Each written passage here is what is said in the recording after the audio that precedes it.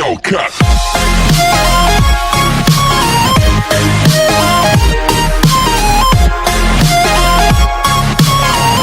Hate being scared to do something. It's very simple. This is what I believe, and I'm willing to die for it. Yeah. Period. You can't be scared to die for the truth. The truth is the only thing that's ever going to be constant. And you can't fear what might happen to you if you were to tell the truth. Because what happens to you if you don't tell the truth is worse than telling the truth will ever be. The first step before anybody else in the world believes it is you have to believe it. There's no reason to have a plan B because it distracts from plan A.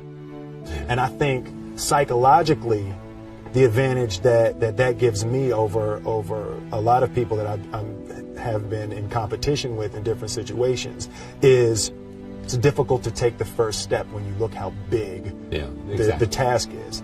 The task is never huge to me. It's always one brick.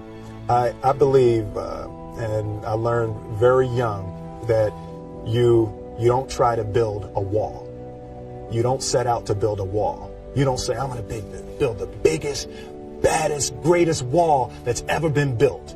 You don't start there. You say, I'm going to lay this brick as perfectly as a brick can be laid. There will not be one brick on the face of the earth that's going to be laid better than this brick that I'm going to lay in this next 10 minutes. And you do that every single day. And soon you have a wall. And soon you have a wall. I've never really viewed myself as particularly talented. Where I excel is ridiculous, sickening work ethic. You know, while the other guy's sleeping, I'm working. While the other guy's eating, I'm working. The separation of talent and skill is one of the greatest misunderstood concepts for people who are trying to excel, who have dreams that want to do things. Talent you have naturally. Skill is only developed by hours and hours and hours of beating on your craft. I always knew that I could work hard enough. There wasn't an issue with discipline, or there wasn't an issue with the ability to sacrifice or the willingness to sacrifice. There's no easy way around it. No matter how talented you are, your talent is going to fail you if you're not skilled. You know, if you don't study, if you don't work really hard and dedicate yourself to being better every single day.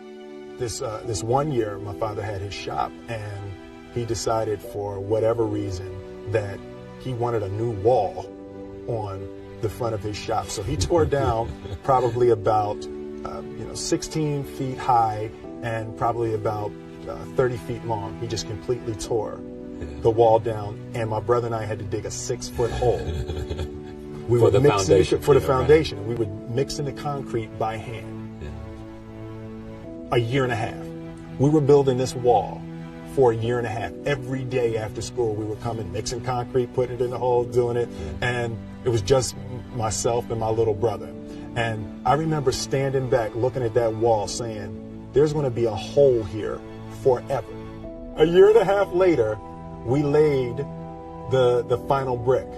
And my father stood back with my brother and I know he planned this. He says he didn't, but I know he had been planning this and writing this for his for the past 2 years. But we stood back, we looked at the wall, and he looked at me and my brother and said, "Don't y'all never tell me that you can't do something," and walked into the shop. As a child, my parents always told me you could be whatever you want to be. You could do whatever you want to do. And you know, that office, that position, the highest office on the face of the earth, it was something I heard my parents saying it, but I didn't totally believe it. Yet I went out in the world and I carried myself and I held my head high and I stood there and I looked people in their eyes and I talked to people as if I was deserving of everything that this planet has to offer. I really want to say to children out there and to people who are watching, Confucius said one time, he who says he can and he who says he can't are both usually right.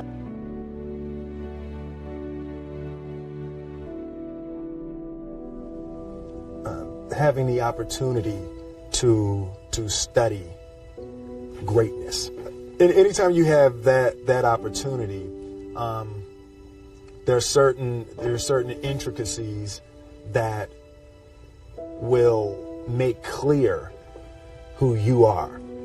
It becomes that much more clear who you are. The definition of who I am is very clear to me, and it also redefines who I want to be, in that I know for a fact that I'm stronger than I thought I was.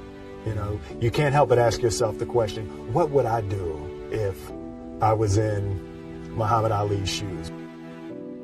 I'm not the best at anything. You know what I mean? Eddie Murphy is funnier than I'll ever be. Denzel is more powerful than I'll ever be. I think that my strength is I can do everything well. You know, I can do a little bit of everything, and that's what I concentrate on to be my strength. I'll never be able to compete with Denzel. I enjoy connecting with people and ideas, and you know, I have a mission statement. So every year for probably the past 10 years, I've worked out a mission statement for myself. And for the last few years, the mission statement has stayed the same, and it's been improve lives, right? So when I go into something, I'm looking for how the quality of this piece could potentially improve lives. But it's all along the way. It's when you make the movie and how you're interacting with people in the process. And, the concept of improving lives runs through the center of everything I do. And then I realized that the way to improve lives is to continually improve yourself, right? So with that, every morning when I get out of the bed, I haven't fixed everything in the world yet, so there's always something to do. I want my life, I want my work, my family, I want it to mean something. If you are not making someone else's life better, then you're wasting your time. Your life will become better by making other lives better. A few months ago, I said that I believe that if I chose to, I could be the president of the United States. And I think as I've had a chance to intellectualize why I said that. Yeah. And I think that there's a certain delusional quality that all successful people have to have. You have to believe that something different than what has happened for the last 50 million years of history. You have to believe that something different can happen. The one thing that I truly tried to communicate in the interpretation of Ali is the complex simplicity of greatness. And how greatness is not this wonderful, esoteric, elusive, God-like feature that only the special among us will ever taste. It's something that truly exists in all of us. Loss is bound to joy. Like pain and suffering are bound to joy. The being able to survive something is actually a big part of being able to find that next wave of joy. You appreciate smaller things. I hated being scared, that I didn't want to even take the meeting. I just hated that being scared to do something. When I popped off, then your girl gave me just a little bit of love.